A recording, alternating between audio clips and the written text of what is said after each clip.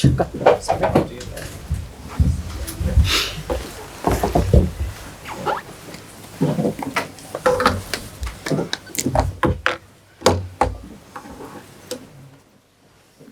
Okay, the manager's here to take your questions on the game.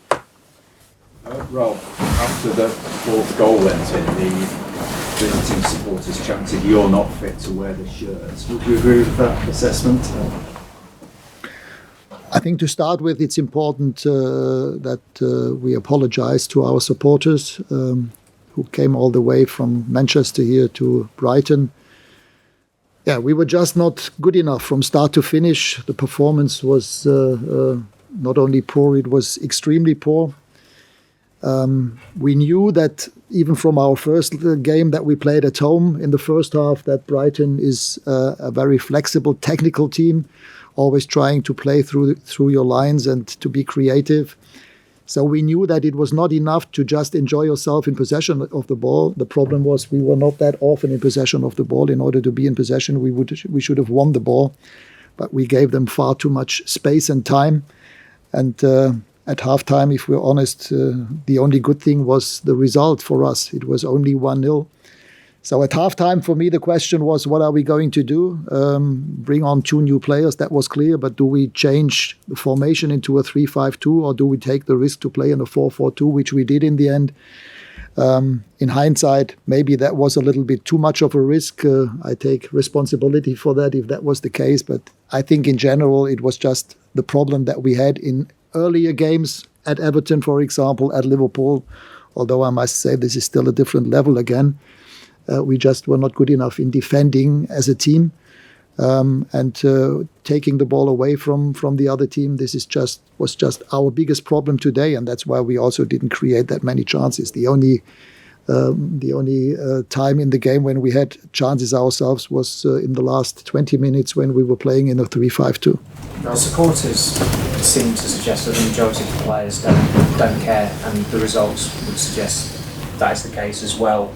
Are you at that conclusion now that it's just an uncaring bunch? No, I have to defend the players here. I don't think that they are. I mean, I saw them in training. I saw them against Brentford. Again, after beating Brentford at home, also a team who are not that bad in possession of the ball and who had quite a few good results. For me, it was clear not to change anything, not to change that winning team. And we had a good week of training with good atmosphere, with focus on the training sessions. But as I said, I mean, I remember me watching the game against Watford away 4-1, who are now relegated. And this looked very similar to what happened today. For me, the problem is how to defend as a team. And in this league, if you play against good teams, and Brighton is a good team, if you do not defend properly, if you just let them play, if you give them all the space and time in the world, this is the result. Prior to the third goal, before the goal kick is delivered, you were gesturing on the sideline, up, as in you wanted your team to move. Do you think there's a disconnect between the orders you're giving and what the players are doing? No, but at that time it was already, I mean, with the early second goal, I was fully aware that it now gets even more difficult. The question was who would then score the next goal. Is it a 1-1 or is it a 2-0? I mean, with 2 sixes and with Juan Mata and Bruno as the 2 10s on the wing and 2 strikers, it was clear that we have 4 offensive players and even more spaces. In the first half, our biggest problem was their wing-backs. Their offensive wing-backs and how to stop them, how to stop the diagonal balls with our back 4. How just sort of depressing is it for yourself? You've got one game to go, and to have a performance like this at the end, and you've got the fans, at the end of your spell, and you've got the fans mocking even your position during the game. How does that feel from your own point of view? I mean, you can answer that question yourself. It was a humiliating defeat today, and even more so for a team like Manchester United. I think that was the second highest defeat in my whole career as a coach in the last 35 years. But it's not only that you lose 4-0, it was also the way that we played, and this is just unacceptable, very difficult to deal with and to cope. Ralf, you've spoken about recruitment before. You said about strikers yesterday. But you think that maybe considering the number of goals that you have, defense is probably somewhere that you need to look at more closely? Yeah, but please accept that I don't want to speak about that right now. After a performance like today, it doesn't make sense to speak about recruitment now. We should still be good enough with the team that we had available today in the first and in the second half to play better than we did today. And again, full responsibility on my side for the performance. But again, it's difficult. It's really difficult to understand why we play like we played against Brentford on Monday and like we played today. Sorry, there's got a question over here. So, Going forward, you've claimed that United needs 6, 7, maybe even 10 new players. But when the team needed strikers so much badly in January transfer window, the board refused.